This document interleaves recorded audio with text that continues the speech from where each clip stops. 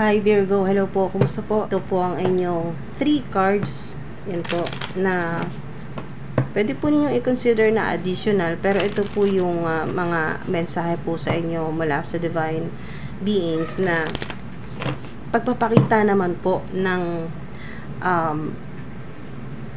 kung paano ka i-uplift o pagalingin, yan po, i-nurture, yan, or alagaan ng Divine Universe.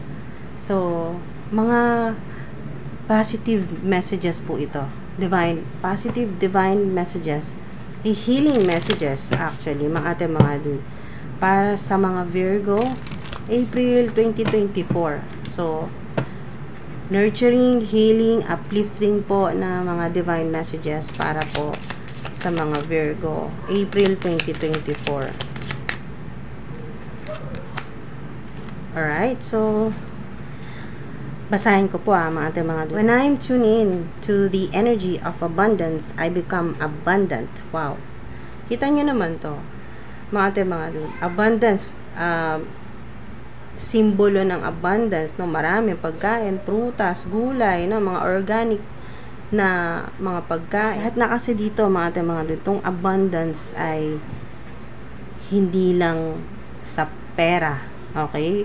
Kasama na dito yung nurturing, healing, nagpapalakas ng or nagbo-boost, yan po, nagpapalakas ng frequency, nagpapataas ng vibration po ninyo, no? Kasi kung kayo po ay kumakain ng mga organic na mga energy healing food o high frequency food, mga dude, ay napakadali ninyong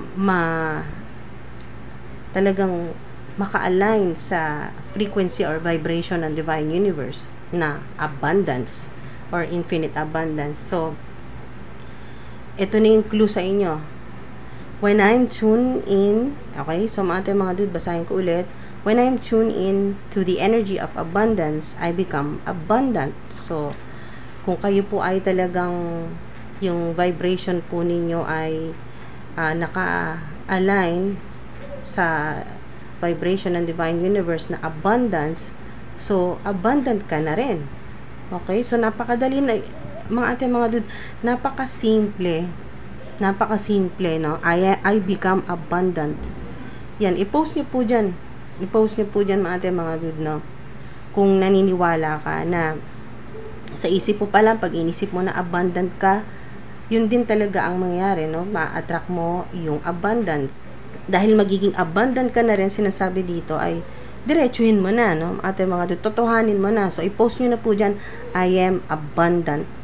I am abundant. Yan po. Post nyo po dyan, I am abundant. Yan. So, okay. So, diretso tayo sa self-care naman po. Sa self-care. Yan po. Yung pag-aalaga naman po sa inyo, no, ng Divine Universe sa kalusugan. So, ang kalusugan natin mga dude ay hindi lang yan sa physical po ninyo na katawan, no? Lahat-lahat na po yan. Yung energy body, spiritual body, so mind, body, and spirit. Mga dude, lahat na po yan ang physical ninyong katawan, mental health. So, hindi tayo ng mensahe. Paano ka alagaan ng Divine Universe? Dance. Wow. So, ito yung mensahe sa inyo ng Divine Universe, Divine Beings, Celestial Beings. Okay, so, Galactic Beings. Yan po, mga ancestors po ninyo, mga archangels, so to speak. So, dance. Mas makakakonekta ka. Ayan, tune in sa energy o positive energy o high frequency na sinasabi dito, so to speak, high frequency ng Divine Universe na abundance ay kung sasayaw ka. Ayan po. Marunong ka man sumayaw, magaling kang sumayaw or hindi importante yon. Okay? Ang gustong sabihin sa'yo ng Divine Universe, ng higher self mo na magaling ka mang sumayaw or hindi, ayan po, makakatulong na kayo po ay tumaas yung energy level po ninyo, yung frequency po ninyo sa pagsasayaw. Kasi ang 18 ay, maaring sa ilan, no, meron dito na yung mensahe ay, maaring ang ilan po sa inyo, 18 pa lang po kayo, mahilig na talaga kayong sumayaw. Yan, sa ilan po, no?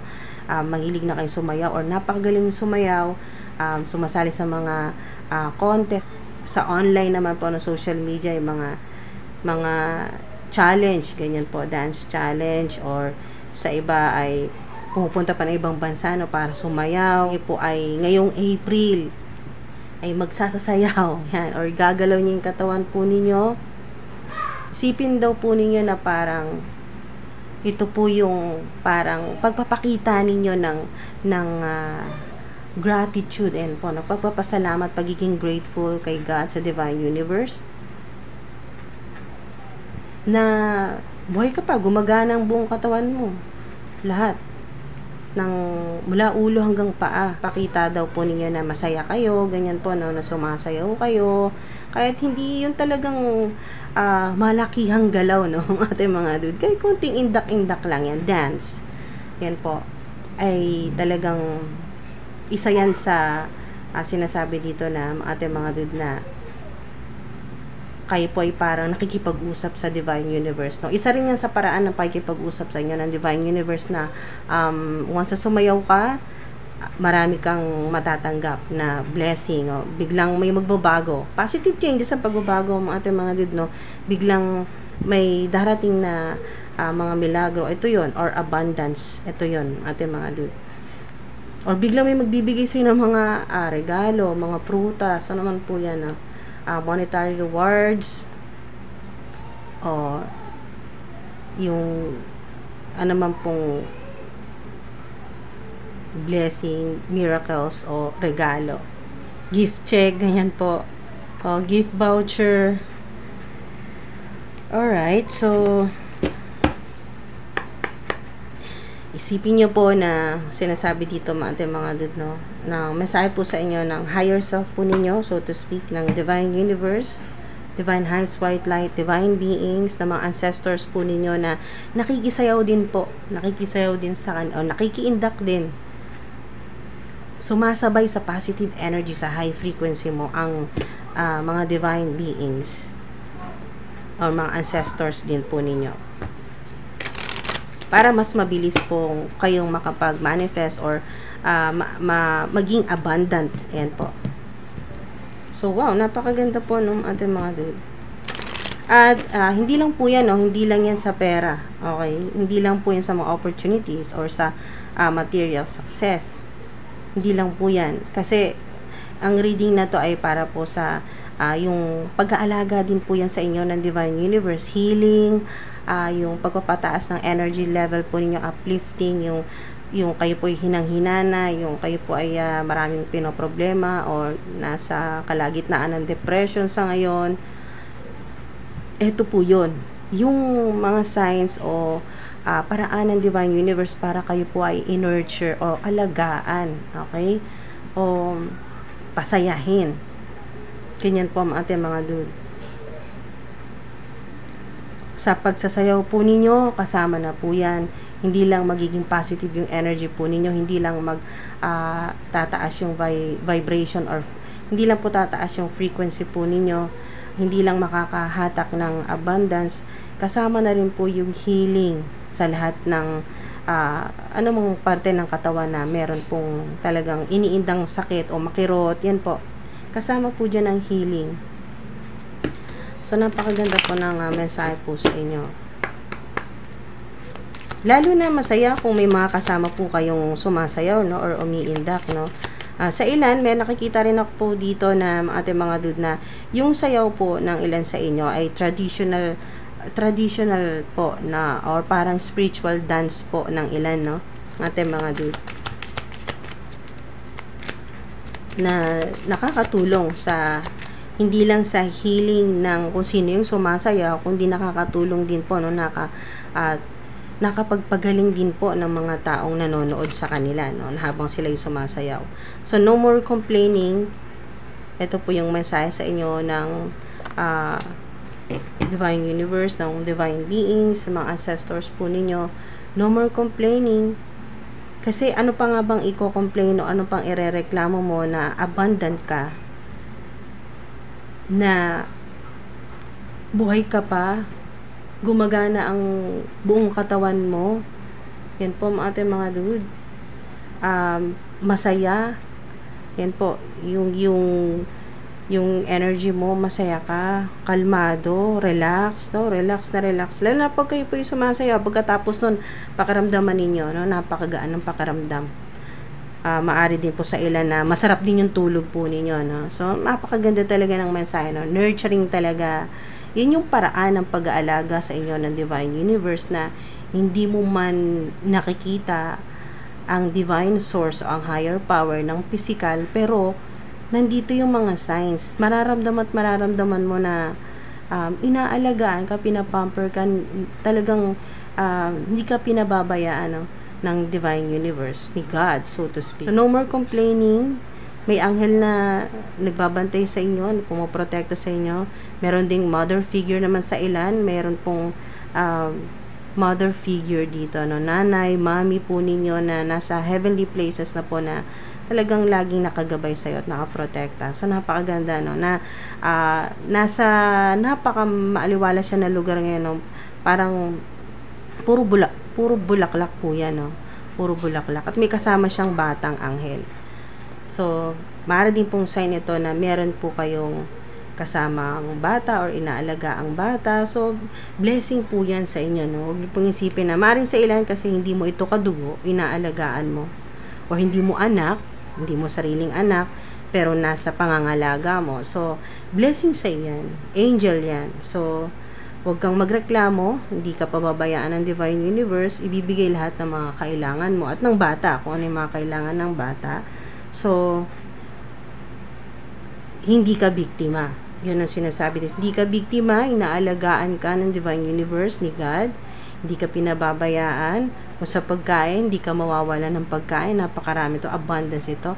Cornucopia nga ito. Nakikita ko dito yung cornucopia kasi napakaraming prutas, ganyan po, no, gulay. So, halo-halo na po yan. No? Dito, puro mga bulaklak naman po. So, nature, mga ate, mga dude. So, isang sign na rin po na kayo po ay, kung pupunta po kayo sa mga sa park, ganyan po, may mga puno, may mga halaman, may mga bulaklak, or meron po kayo niyan sa bahay po ninyo, no? Sa bakuran or sa backyard po ninyo, may mga halaman po kayo, may mga tanim kayo, may mga puno. Ayan po, yan po ay isang paraan na rin po yan ng pag, ayun, parang kayo po ay niyayakap ng Divine Universe, no? Nandyan, hindi ka pinababayaan, may healing, okay? So, pinapagaling ka, ano man yan, mabigat, pinoproblema mo, yung kung ano yung mga iniisip mo, yung mga issue na gumugulo sa isip mo, no, paulit-ulit, kung ano man po ito na pinoproblema mo, pumunta ka sa malapit sa puno, may mga halaman, may mga bulaklak, tumingin ka kahit sandali lang. Sinasabi dito ay, kung pupunta ka sa nature o kayo po ay yung kumbaga mga dude ay lalanghap po ng sariwang hangin, kahit ilang minuto lang ay wala munang gadgets, no? Wala munang cellphone, pahinga muna sa ganyan po, mga dude, sa mga electronics, ganyan po, mga dude. So, yung mas mararamdaman ninyo na para kayong talagang yung niyayakap ng Divine Universe, ni Mother Gaia, na talagang hindi ka pinababayaan. Ano mga pinoproblema mo, i-release mo yan, ibigay mo yan sa Divine Universe. Yan, sa mga angels, sa mga naniniwala po sa mga anghel. Yan, or isayaw nyo, patugtog kayo, favorite po ninyo na, kung ano man po yan, na workout, music, o ano man po yan. O, yung paborito po ninyong sinasayaw, ayan. So, o yung mga napapanood po ninyo sa social media, yan, sabayan po ninyo. Kung ano man po yan na magpapasaya po sa inyo. Kasi kailangan dito, ginagawa mo ito na sasaya ka kahit paano. Kahit na marami kang problema dito. So, ngayong April, iwasan mo lang magreklamo. Kasi kahit hindi mo sabihin, nakikita ng Divine Universe na nagko-complain ka kahit sa isip. Kahit hindi mo sinasabi o hindi mo binibigkas. ay nakikita pa rin yan. Alam yan, mga mga dude. So, imbes na kayo po ay yun po, no, mainip dahil wala pa yung hinihintay po ninyo na kung ano man po yung solusyon o pera o kung sino man po yung hinihintay po ninyo, makakatulong yung affirmation. Katulad po nito, no, isa rin po ito sa affirmation. When I'm tuned into the energy of abundance, I become abundant. O kaya, dahil medyo mahaba, kahit i-post nyo na lang po dyan, I am abundant, I am happy. Ayan po, masaya ka dito. I am healthy. O, ilagay nyo po dyan, I am healed. Magaling ka na. Okay, kahit nagpapagaling ka pa lang sa ngayon, umiinom ka ng gamot or nagpapahinga ka, ilagay mo na agad dyan, i-comment mo na, I am healed. Magaling ka na. Ayan po, healed. Yan po, mga dude. So, i-manifest nyo na po yan. Alright, so sana po may nakuha kayo dito kahit sobrang ikli lang. Ayan po yung mga dude na tatlong mga mensahe pero hindi po basta-bastang mensahe ito. Ito kasi yung kung paano ka ipakita o iparamdam. Hindi mo man makita, iparamdam ng Divine Universe kung paano kanya i-nurture, pagalingin, pataasin yung energy level mo, yung frequency mo, yung vibration mo, mga dude. Kung gaano ka kaswerte o hindi, kung gaano ka ka-blessed. Ayan po, kung gaano ka ka-blessed at ka-abundant. Kasi abundant po kayo, mga dude. So, at malakas ang katawan. Lalo na kung ang ilan po sa inyo ay palagi niyo pong ginagawa ito, no? Nag-exercise po kayo or sumasayaw, ganyan po. Or umiindak-indak. Kahit hindi talaga yung mga talagang extreme talaga na mga sayaw. Kahit hindi po ganon, yung indak-indak lang, ganyan. So, or kembot-kembot lang po. Yan. Malaking bagay na yan, mga dude. Nakikita yan at na-appreciate yan ng Divine Universe, ng Divine Source, so to speak. So, ayan, mga dude. Maraming salamat po. Ingat po kayo palagi. Thank you po.